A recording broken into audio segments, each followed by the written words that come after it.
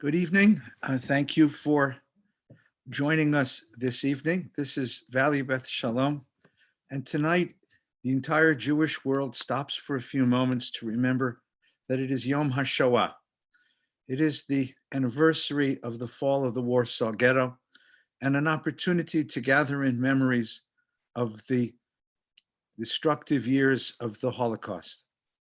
The Holocaust took place over many, many, many years, but we choose one night and one day to stop from our regular activities and to try to gather in, to the extent that we possibly can, the horror of these events, the cruelty of the perpetrators, the indifference of those who stood by and watched it take place, and the pain of the victims. In my family, it was my uncle. My uncle Henry was born into a village right on the border between Poland and Germany. When he was just a boy, just 15 years old, the Nazis came to his village very, very early in the war. They gathered all the Jews of the village into the town square and divided them. Some were sent to the left and some were sent to the right.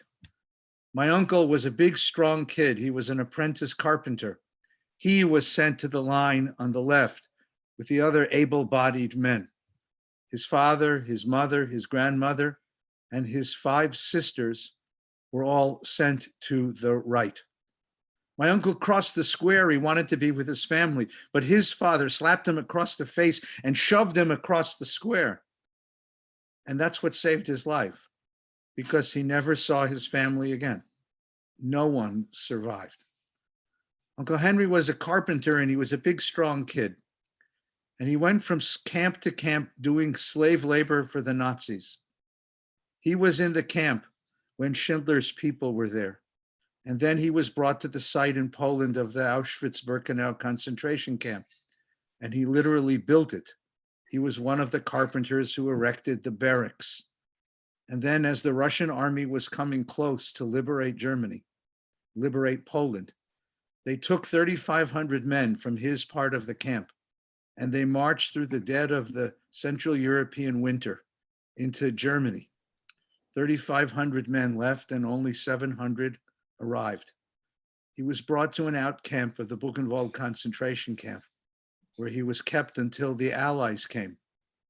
And he would tell us the story every year at Pesach, because it was his story of the splitting of the Red Sea, that on the last night of his captivity, the men of his barracks thought this was it. The Nazis would come and kill them all. And so they prayed for life. They prayed for salvation. The barracks doors were nailed shut, and all night they heard the sound of machinery coming in and out of the camp. They heard shooting and guns and bombs going off. And in the morning, as the sun began to rise, they worried what was coming, what death was coming up the ramp. They heard heavy footsteps come up the ramp, and then a giant boot smashed down the door. The men of his barracks threw themselves on the ground and began to recite Shema Yisrael. They thought these were their last moments in the world. And they heard the sound of Yiddish, spoken with an Oklahoma accent. It was an American sergeant come to liberate him. He was starving, he was sick, but he was still alive. And every Pesach, he would tell us his story. And he looked at us earnestly and said, I want you to know it happened. It really happened. The cruelty of the perpetrators, the indifference of the bystanders, and the unspeakable suffering of the victims. It's impossible for any of us to imagine the number 6 million. It's too big a number to imagine.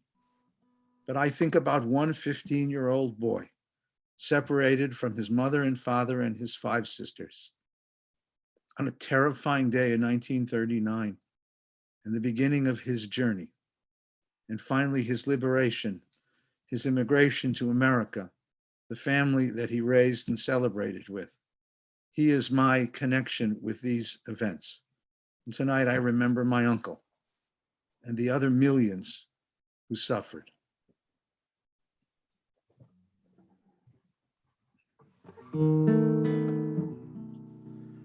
Eli, Eli,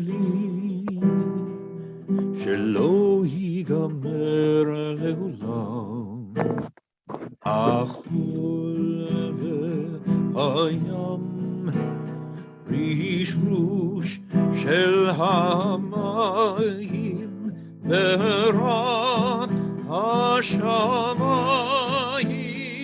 tfilat Adam hachul v'hayam rishrush shel hamayim berak hashamayim tfilat Adam. My God, may these things never end. The sea and the sand, the rustle of the water, the lightning in the sky, the prayer of man. Eli, Eli, shelo yigamer leolam, achol v'hayam, rishrush shel hamayim, berak hashamayim,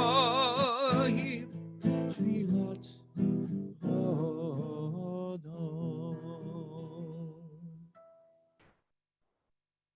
Eli, Eli was written by Hannah Senesh. At age 22, Hannah Senesh parachuted into Nazi-occupied Europe in an effort to save the Jews of Hungary. As a poet and a diarist, she left behind a body of work that has inspired generations. This was written by Hannah Senesh days before her capture by the Nazis.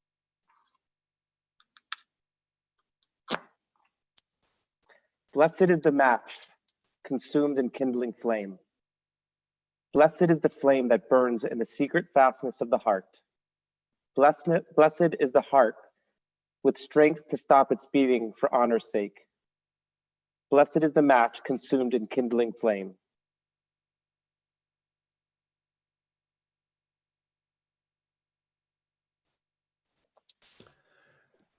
Holocaust by Barbara Sonic.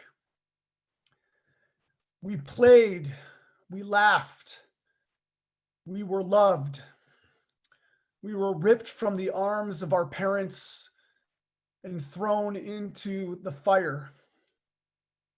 We were nothing more than children. We had a future. We were going to be lawyers, rabbis, wives, teachers, mothers. We had dreams. Then we had no hope. We were taken away in the dead of night like cattle in cars. No air to breathe, smothering, crying, starving, dying, separated from the world to be no more. From the ashes, hear our plea. This atrocity to mankind cannot happen again. Remember us, for we were the children whose dreams and lives were stolen away.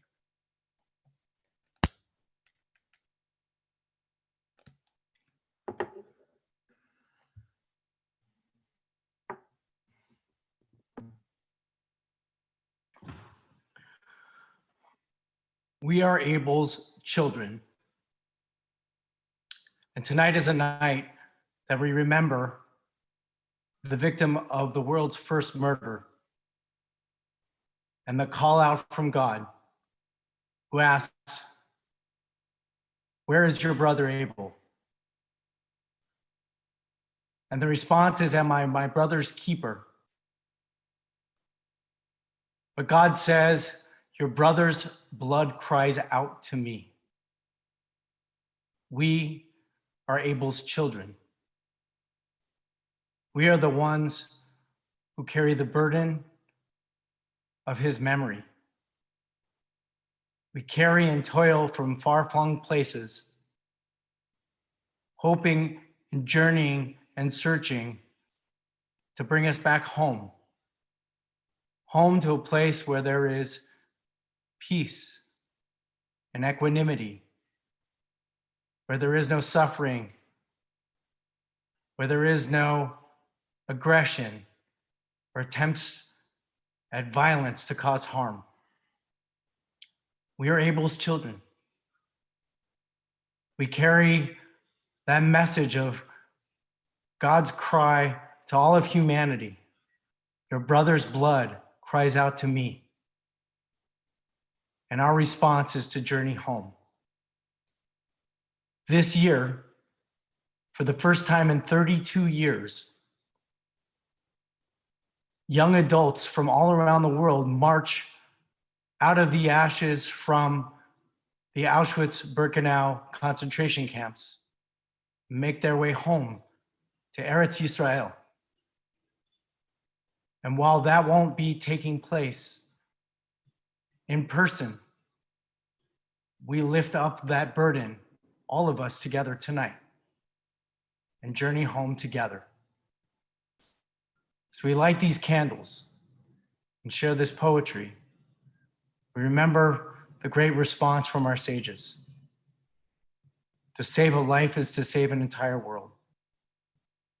To respond in a place of such tragedy is to save life. And to save life is to come home, where we all belong as one family.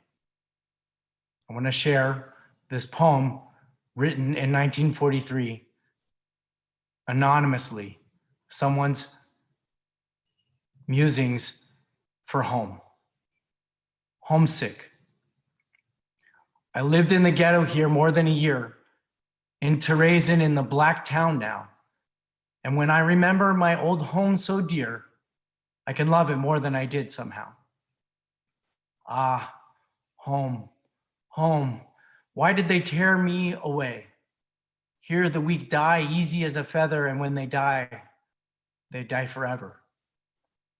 I'd like to go back home again. It makes me think of sweet spring flowers. Before, when I used to live at home, it never seemed so dear and fair. I remember now those golden days, but maybe I'll be going there soon again. People walk along the street, you see it once each you meet, that there's a ghetto here, a place of evil and of fear. There's little to eat and much to want, where bit by bit it's horror to live. No one must give up. The world turns and times change. Yet we all hope the time will come when we'll go home again. Now I know how dear it is, and often I remember it.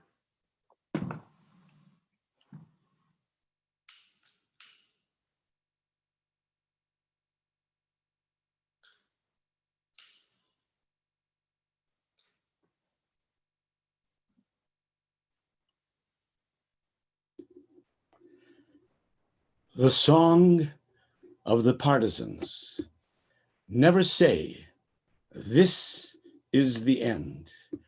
As bad as things look, though our blood was shed here, someday there will be a new life, and the glory and the beauty of the Jewish people will rise again.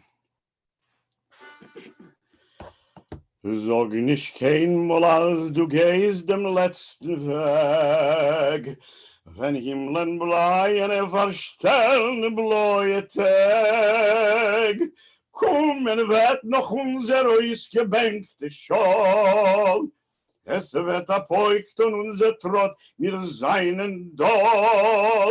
Kommen wird noch unser ausgebänkte Schal, es wird apoikt und unser Trott, wir seien da. Von grünem Palmenland bis in weißen Land von Schnee. Wir kommen an mit unser Pein, mit unser Weh. Und wo gefallen ist ein Spritz von unser Blut. Sprotzen wird dort unser Gewurre, unser Mut.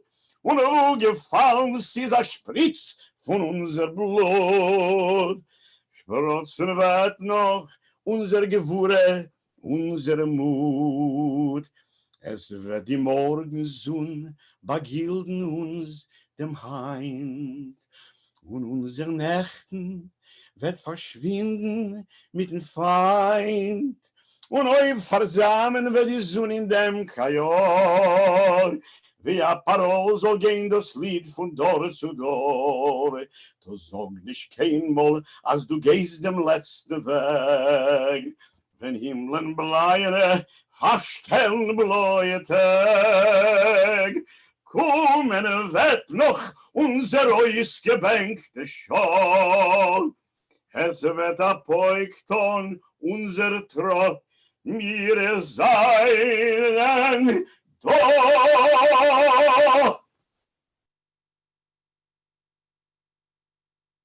I Never Saw Another Butterfly by Pavol Friedman. The very last, so richly, brightly, dazzlingly yellow. Perhaps if the sun's tears would sing against a white stone, such a yellow is carried lightly way up high. It went away, I'm sure, because it wished to kiss the world goodbye. For 7 weeks I've lived in here, penned up inside this ghetto. But I have found what I love here. The dandelions called to me, and the white chestnut branches in the court. Only I never saw another butterfly. That butterfly was the last one. Butterflies don't live in here in the ghetto.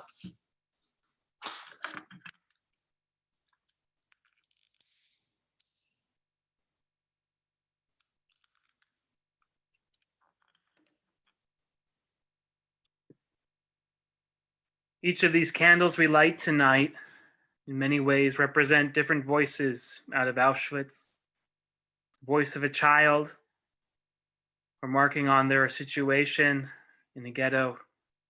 Voice of an unknown person pining after home.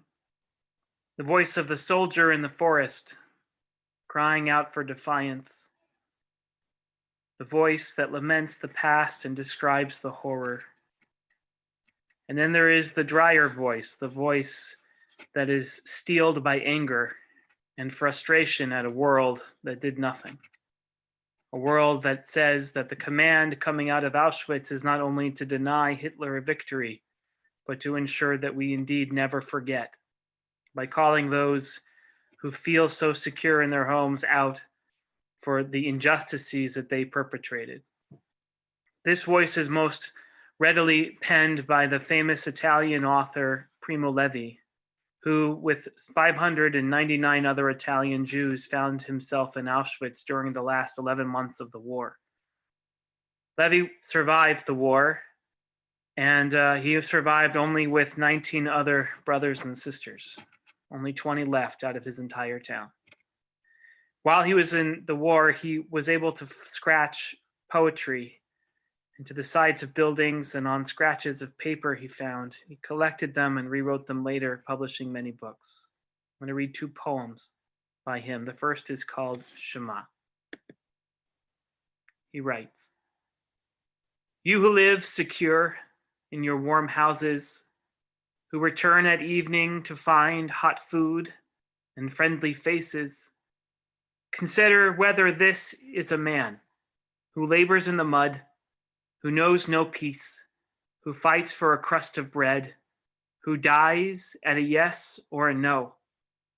Consider whether this is a woman without hair or name, with no more strength to remember, eyes empty and womb cold as a frog in winter. Consider that this has been, I command these words to you, engrave them on your hearts, when you enter into your house and when you walk on your way, when you go to bed and when you rise. Repeat them to your children, or may your house crumble and disease render you powerless, and your offspring avert their faces from you." Second poem is called The Survivor. He writes, "Once more he sees his companions' faces, livid in the first faint light, gray with cement dust, nebulous in the mist, tinged with death and in their uneasy sleep. At night, under the heavy burden of their dreams, their jaws move, chewing on a non-existent turnip. Stand back, leave me alone, submerged people. Go away, I haven't dispossessed anyone. Haven't usurped anyone's bread. No one died in my place. No one. Go back into your mist. It's not my fault if I live and breathe, eat, drink, sleep, and put on clothes.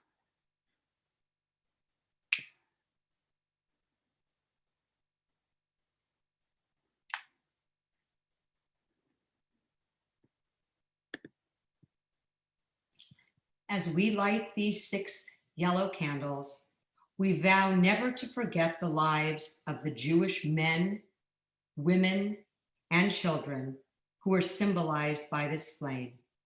They were tortured and brutalized by human beings who acted like beasts. Their lives were taken in cruelty and without purpose. May we be inspired to learn more about our 6 million brothers and sisters as individuals and as communities, and to recall their memory throughout the year so that they will not suffer a double death. May we recall not only the horror of their deaths, but also the splendor of their lives. May the memory of their lives inspire us to hallow our own lives and to live meaningful Jewish lives so that we may help ensure that a part of who they were shall endure forever through the survival of the Jewish people.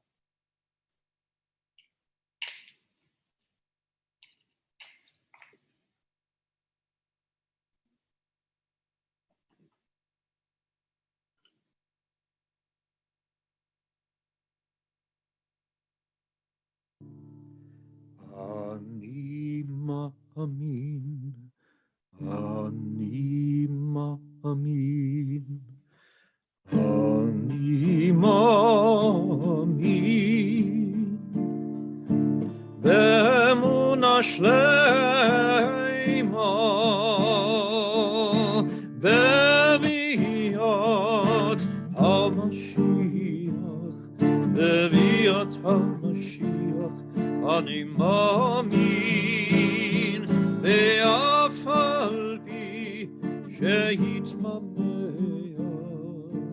im kol ze ani ma'amin.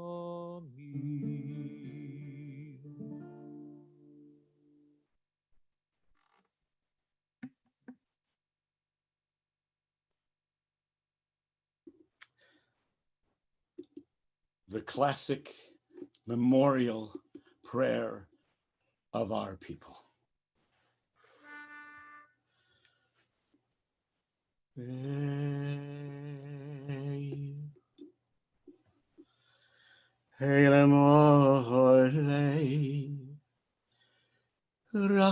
Rachamim Sholcheim Vameroim Hamtzei Menucha Nechovena Tachat Kanfei Hashchina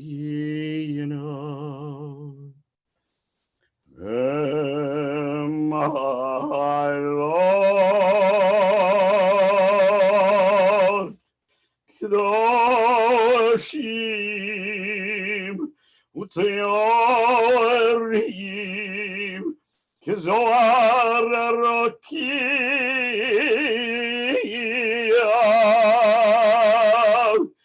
Mehirim Umazhirim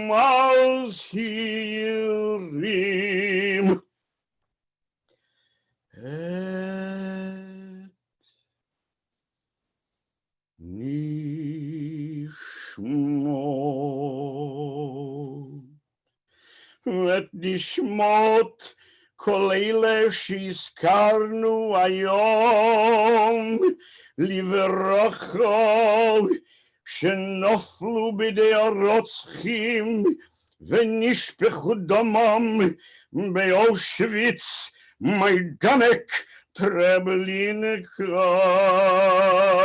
ושילכו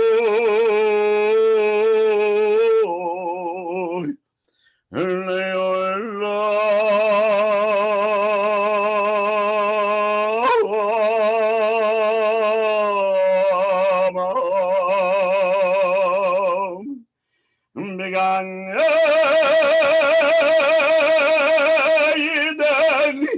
בגן עדן תהיה, בגן עדן תהיה, מנוחתם, לוחן בעל הרחמים. אז תראה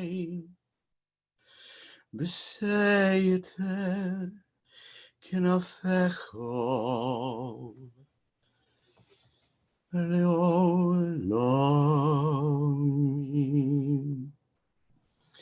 ויצרור בצרור החיים, בצרור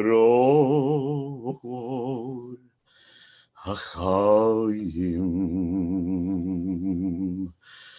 את נשמתם.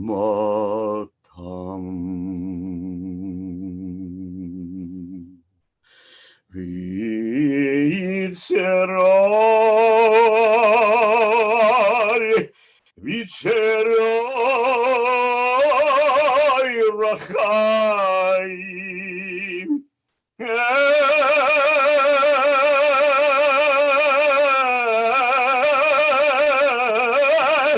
נשמתם. אדוני הוא נחלתם.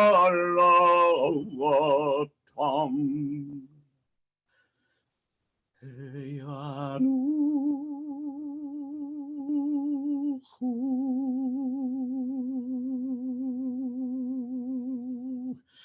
בשלום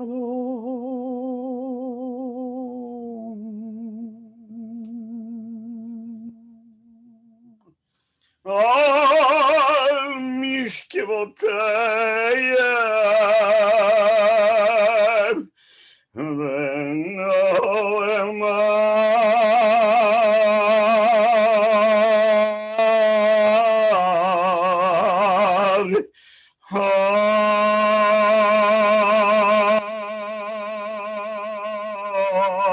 Amen. We recite a special Kaddish on this occasion. Yitkadal Auschwitz, v'yitkadash Majdanek, Shmei Rabbah, Treblinka, v'alma Buchenwald, Divra Chirutei, Mauthausen, v'yamlich Belzek, Malchutei Sobivor, v'chayechon Chalmno, uv'chayei dechol Beit Yisrael, Honar, v'agala Theresienstadt, uvizman Koriv, Varsha, v'yimru Amen. Yehei Shmei Rabbah mevarach leolam u'me'el maya, yitbarach v'yishtabach v'yitpa'ar v'yitramam v'yitnaseh, v'yithadar v'yitale v'yithalau shemei dekut shabrichu. Le'elam min kol birchata v'shirata tushbechata v'nechemata. Damiran b'alma v'yimru Amen. Yehei Shlom HaRabbah min Shemaya. V'chayim aleinu v'al kol Yisrael v'yimru Amen. Oseh Shalom b'mromav. Uyaseh Shalom. Aleinu v'al kol Yisrael v'yimru Amen. Some years ago when I was studying in Jerusalem, the Yad Vashem Institute opened the new museum. The old museum was a very small place, very dark, very small. The new museum is bright and powerful and beautiful. And I got to go to the museum one afternoon by myself, just to walk around its galleries and see how Israel remembers the Shoah.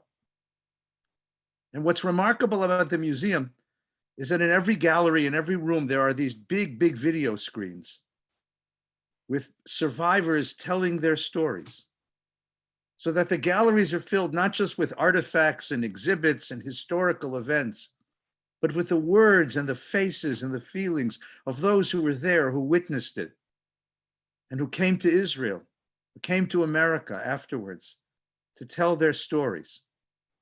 And I came to a particular gallery, and there was a particularly vivid screen, a vivid story being told by an elderly gentleman in heavily accented Hebrew. And sitting in the room was a young chayelet, a young Israeli soldier. Turns out that every class of Israeli soldiers who go through officer training, every class that go through officer training, they're brought to Yad Vashem in order to see what it is that they fight for. And here was a lovely young woman who was an officer in the Air Force. She was an elite officer in the Air Force. And she was sitting in front of the screen and she was weeping. And there was no one else around. So I sat down next to her and we watched for a while. And I reached into my jacket pocket and offered her a Kleenex and asked her if she was okay. And she said, yes. She said, Ken, ani beseder. And then she pointed to the screen and said, I know this story, she said in Hebrew. Ani makirat sipur. I know this story. This is my grandfather's story. I heard this story in my home. I know these places. I know this terror. I know this story. It's the same story. And then she looked at me and said, has nothing changed in the world? Is there no difference? Has nothing changed? Have we learned nothing?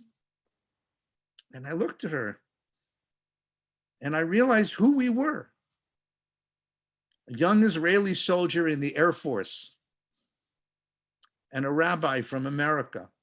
And I said, Cain, achoti, my sister, something has changed. At chayelet b'tzva hagana Yisrael. You are katsina, you are an officer in the first great army to defend the Jewish people since the Maccabees. That's what's different. And I am a teacher of Torah in the greatest Jewish civilization outside of Israel that's been ever created. The difference is you and me. We are the answer. We are the difference. We are the response. Where is God in all of this? Where is meaning in all of this? That's what we have to bring. We have to bring the answer. And the two of us sat for a while and we cried together. We are the answer. So tonight, as we finish this memorial, we finish with the song of hope, the anthem of our people, the song of the great revolution that has given our people strength and hope and fortitude in these days. Wherever you are, in your home, I'd like you to stand up, because for this, Jews need to stand. We can't be sitting as we pray for hope. Cantor.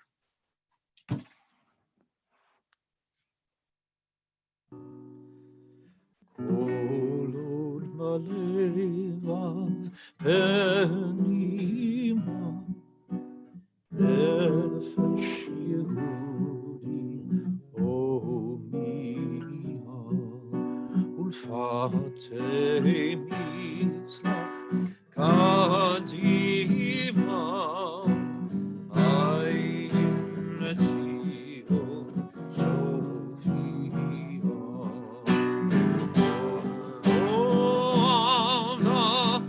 תקוותנו,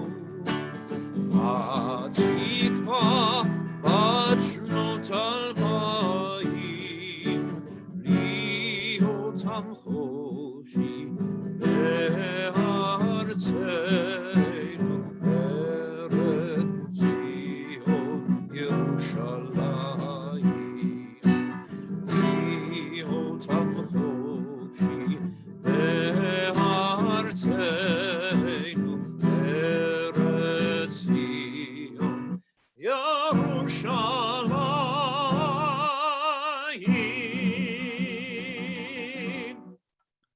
Thank you for sharing this evening of remembrance with us.